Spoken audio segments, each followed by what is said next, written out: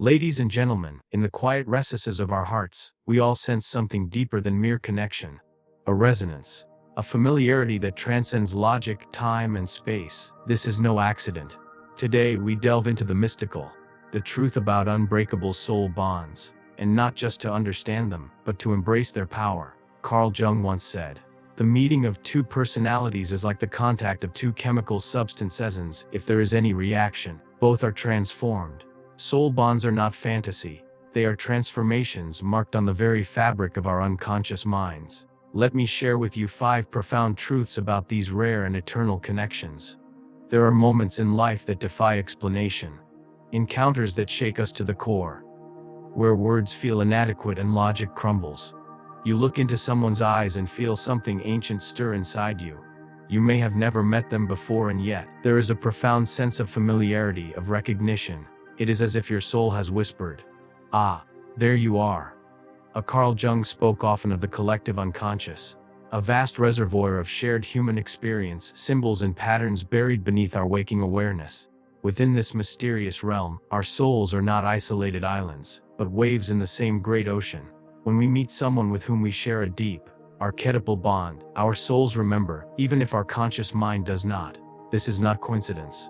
It is remembrance. Before the mind has time to assess, judge, or label, the soul has already spoken. It senses a connection not built on shared hobbies or social compatibility, but on something far more ancient. Perhaps you feel an unspoken peace, or the sudden surge of emotion with no apparent cause. Your body may react with chills, your heart with a strange fluttering, or your intuition with a quiet certainty. These are not random feelings, they are signals. Resonances from the deeper layers of the psyche. It is easy to dismiss such moments as fantasy or projection, but Jung would remind us that what we call irrational may often be more real than our so-called logic. The psyche, in its deepest places, is not bound by time. It remembers what the ego forgets. A soul bond is like a seed planted long before this lifetime, perhaps in childhood, perhaps in a past life, or perhaps in a realm beyond comprehension. And when that seed meets the right soil again, when two people cross paths at the destined moment, it blooms instantly. These soul recognitions are not always loud or dramatic. Sometimes they emerge slowly, like the gentle unveiling of something hidden, but they always carry a sense of inevitability. It feels as though you are drawn, not by choice, but by gravity, and this gravitational pull is not towards the person's appearance or their status, but toward their essence, toward who they are underneath the masks of personality.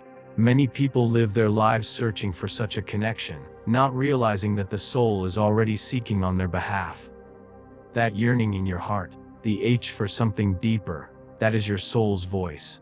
It is calling out to something it already knows exists. To feel this kind of recognition is a gift. It is a reminder that we are not alone, not truly.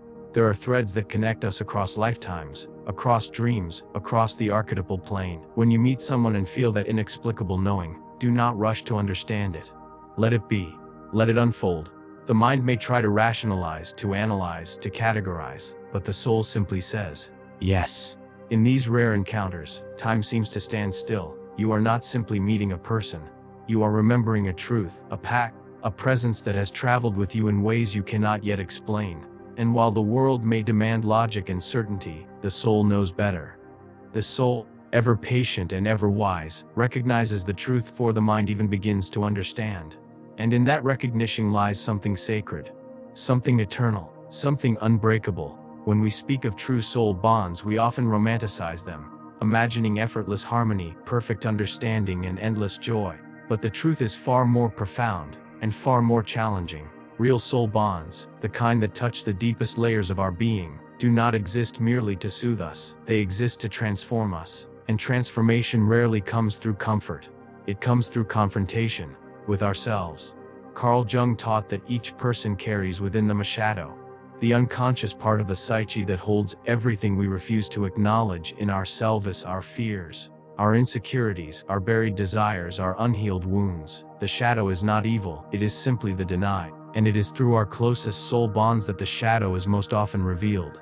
Why? Because true soul bonds act as mirrors. They reflect not just the beauty within us, but the brokenness, the aspects of ourselves that we hide from the world, and often, from our own awareness. are brought to the surface in these deep connections. This is not cruelty, it is sacred alchemy. There is an unsettling honesty that soul bonds demand. You cannot pretend with these people. You cannot maintain your illusions. They see you. Not the mask, not the image, but the essence. And in seeing you, they awaken the parts you've avoided. They trigger your patterns, stir your fears, and expose your pain. It may feel like conflict. It may feel like chaos. But beneath it all is something greater. A call to integration. When someone mirrors your shadow, you may feel anger, defensiveness, or confusion. You may blame them, push them away, or question the connection altogether. But the discomfort is not a sign of something wrong. It is a sign of something real. They have touched the raw, unguarded parts of you that are begging to be healed. Jung said, "One does not become enlightened by imagining figures of light, but by making the darkness conscious." And that is exactly what a true soul bond compels you to do. It forces you to face what you've disowned. Your jealousy, your fear of abandonment, your control, your vulnerability. It places you in the crucible, not to destroy you, but to purify you. This process is not always mutual in the same moment. Sometimes one soul awakens while the other resists. Sometimes there is separation. Sometimes there is silence. But the bond, when it is true, continues its work. Whether together or apart, it lives beneath the surface, urging growth, whispering truths, refusing to let either soul remain in unconsciousness. And yet, this confrontation with the shadow is also what makes the bond unbreakable. Because once you have seen yourself reflected in another soul so clearly, once you have been known in your totality, light and dark, you cannot forget it. The ego may try to run, but the soul remembers. Such a connection does not just love your strengths, it holds space for your wounds. It doesn't offer shallow validation, it demands deep reckoning. This is the kind of love that doesn't just comfort, it awakens. It challenges you to become more whole, more authentic, more free. So if you find yourself in the presence of someone who triggers your deepest reactions, who sees through your defenses, who evokes both your love and your fear, pause before you walk away. Ask yourself if this discomfort is really a message from the soul. Ask if the pain is not punishment, but invitation. Because the truth is, the ones who mirror your shadow are the ones who can help you reclaim your light. They are not here to complete you, they are here to reveal you to yourself. And in that revelation lies the possibility of profound healing. Not just of the bond, but of your very being. There is a peculiar ache that comes someone you feel deeply connected to is far away. Physically, emotionally, or even separated by the hands of time. The world teaches us that relationships require proximity, regular communication, and shared experiences to survive. And yet, when it comes to soul bonds, something deeper persists. Time may pass, distance may grow, life may lead you in opposite directions, but the bond remains untouched by separation, immune to forgetting. Carl Jung would remind us that our deepest connections are not governed by the external world. They are rooted in the archetypal realm, where space and time are mere illusions. When a bond is forged between two souls on that level, it exists beyond linear experience. It is not maintained through effort or routine. It simply is. It continues to live beneath the surface of daily life, in the unconscious, where the soul speaks its ancient language through dreams, emotions, and synchronicities. Think of the person who enters your thoughts without warning. The one you haven't spoken to in years, and yet suddenly you feel them, vividly, as if they were standing beside you. Or the times you've been overwhelmed by a memory that wasn't just recollection. It was a presence. Their voice, their energy, their essence felt close, alive. This isn't fantasy. This is the soul reminding you that connection is still alive, still flowing beneath the tides of time. Soul bonds defy logic. You may have only spent a brief time with this person. Maybe it was a single season, or even a single moment. And yet, they left an imprint that no one else has. This is the paradox. The world may tell you that such connection should fade, that memory should dull, that feeling should vanish. But soul bonds do not follow the rules of the ego, they follow the rhythms of the eternal. Often, these bonds re-emerge at key moments, crossroads, transitions, awakenings. You may feel them before you see them. You may dream of them just before they reach out. You may feel their emotions from afar, inexplicably aware of their joy or sorrow. This is what Jung called synchronicity, meaningful coincidences that reveal the hidden threads connecting us. These moments are not accidents, they are the soul's way of saying, this is still part of you, this still matters. Even silence does not break a soul bond. You can go years without contact, and yet, if and when you reconnect, it feels as though no time has passed. The love, the recognition, the depth, it all returns not because it was revived, but because it never truly left. Time did not erode it. It simply lay dormant, like embers waiting for the breath of reunion. Distance also has no power to destroy such a connection. It may change the form, it may limit physical closeness, but it cannot sever what is felt soul to soul. Some people remain inside you, not as a memory, but as an ongoing presence. You carry them in your thoughts, your heart, your very energy field, and you feel them carry you in theirs. This mutual holding exists regardless of miles or years, and even if the bond is not reciprocated consciously, if one person resists or forgets, its impact remains. Because soul bonds do not require mutual acknowledgement to exist. They are energetic truths. They shape who you are. They awaken you, challenge you, elevate you. And even in the absence of physical togetherness, their influence guides your path. So if you find yourself thinking, feeling, remembering, know this: what is real is never lost. What is rooted in the soul cannot be erased by time or distance. You are not foolish for holding on to something others may not understand. You are honoring a sacred thread, a truth that lives in the deeper realms of being. In the end, time may change many things. People may grow, evolve, or even part ways. But the bond that was real will always exist in the timeless space of the soul. It may not always be visible. It may not always return in the way you expect. But it is there. And sometimes, just knowing that is enough to bring peace to a restless heart. Because what is meant in the soul can never truly be lost. There is a tendency in modern life to reduce our relationships to coincidence. To believe that the people we meet are merely the result of chance, convenience, or circumstance. But when it comes to soul bonds, nothing could be further from the truth. These connections do not happen randomly. They are purposeful. They are deeply intentional, orchestrated not by fate alone, but by the unfolding of the soul's journey toward wholeness. Carl Jung taught that our lives are guided by an unconscious process he called individuation, the path of becoming who we truly are. Along this path, certain people appear not just to accompany us, but to awaken us. These are the soul bonds. They arrive in moments of great inner need or growth, not always when we want them, but always when we are ready, even if we don't realize it at the time. A soul bond does not exist simply for emotional satisfaction. It serves a greater purpose, one that may at first be invisible to the conscious mind. Often these people enter our lives like catalysts. They stir something in us, a long-buried dream, a hidden fear, an unhealed wound. They provoke reactions, ignite passions, surface old traumas, and challenge our beliefs. Not because they seek to harm us, but because their presence triggers our potential to evolve. These bonds are not always harmonious. In fact, some are marked by tension, intensity, or pain. Yet even in the struggle, there is a sacred function at work. Jung believed that everything in the psyche, especially what disturbs us, has meaning. The people who evoke the strongest reactions in us are often mirrors of the unconscious, revealing parts of ourselves that we are meant to confront and integrate. Sometimes a soul bond appears to help you remember your worth. Sometimes they come to show you what love truly is, or what it is not. Sometimes they walk with you for a while and then leave, and their absence becomes the very thing that pushes you into deeper self-discovery. The point is not the permanence of the bond, but the transformation it initiates. You may not understand the purpose right away. You may resist it, question it, even grieve it. But as time passes and your soul begins to integrate the experience, a deeper truth emerges. They were never meant to stay the same. They were meant to change you, and you were meant to change them. This is not a passive process. It's not about waiting for others to complete us or save us. Soul bonds activate the work we must do ourselves. They awaken the archetypes within. The lover, the warrior, the healer, the seeker. They initiate psychological and spiritual growth by pushing us beyond our comfort zones and deeper into our inner world.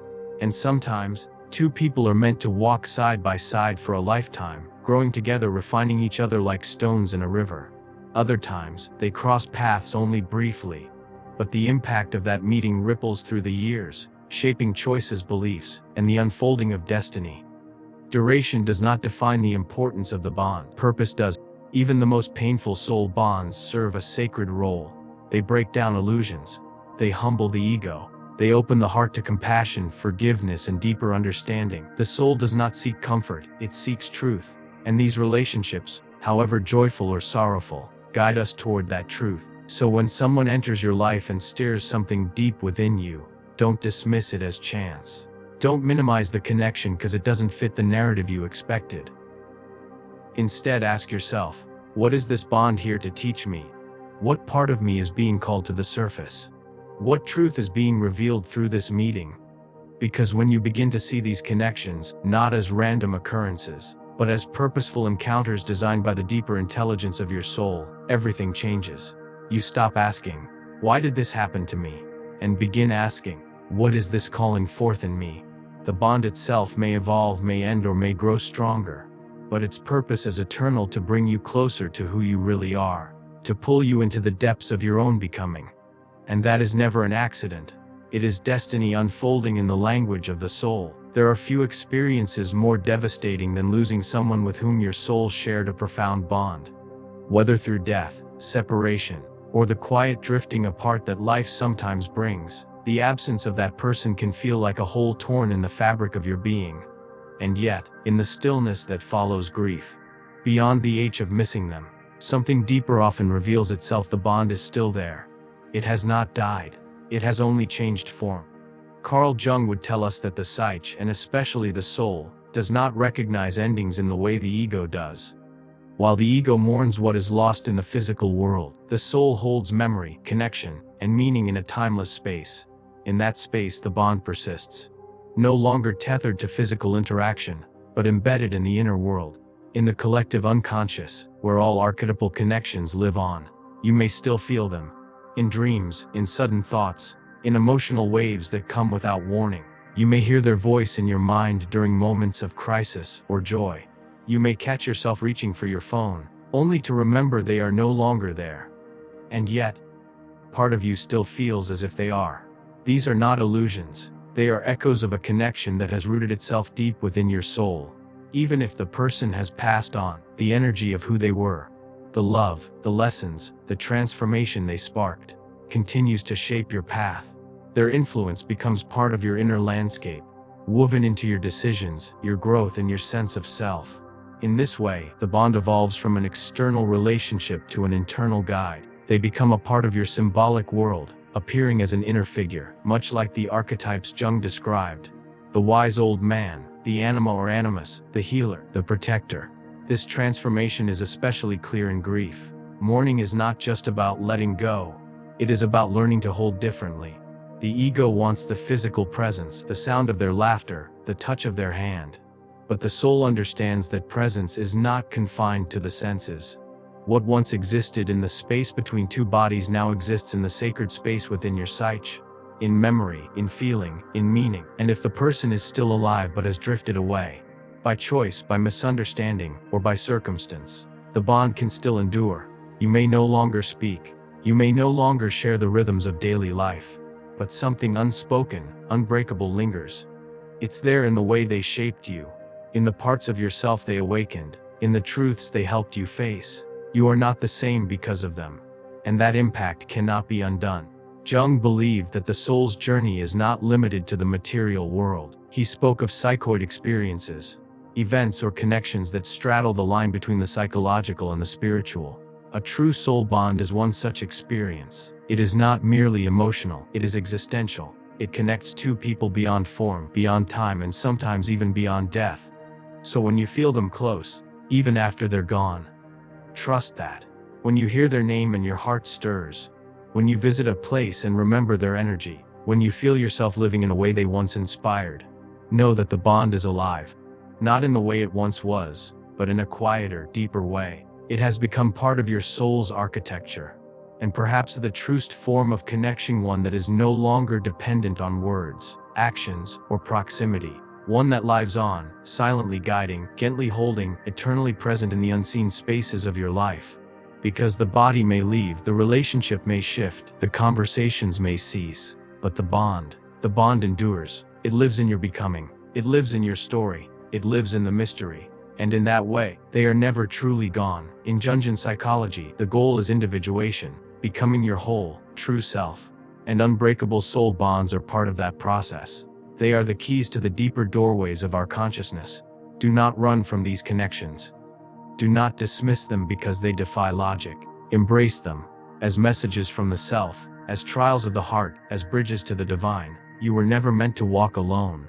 And if you've ever felt such a bond, know this: it is real, and it is eternal. Thank you.